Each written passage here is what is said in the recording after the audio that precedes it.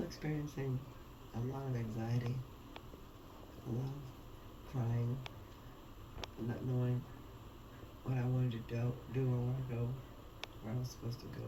From that point, I just thought that even though therapy was working and I could tell, ISIS is like putting a cherry on top.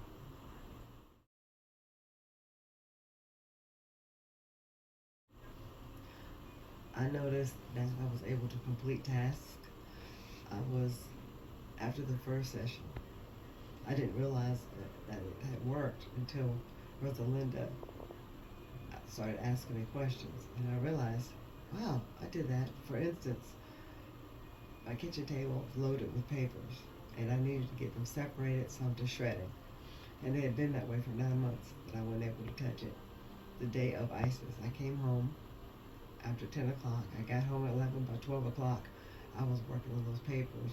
By 3 o'clock in the afternoon, 75% of those papers are either organized or put in the bag to be shredded. And that's the first few hours after my first treatment with ISIS.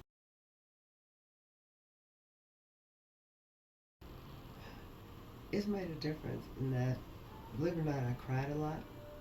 I cried so much. And it has really gotten, I don't know how it's done. I don't cry like I used to. I really don't. I still cry some, especially when a significant incident may happen in my life. And now I don't cry. Not like that, not every single time. And it feels good not to cry so much.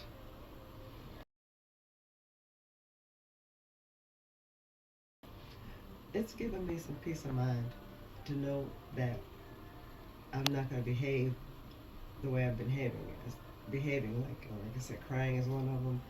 Being I have that knee-jerk reaction, not as nearly as much, and being able to um, reconcile in my brain if something happens between me and someone else, that it's going to be okay, and that I'll be able to deal with it. And I think in the past I would just cry again, and cry and really be really sad. I'm not so sad anymore, and it feels good.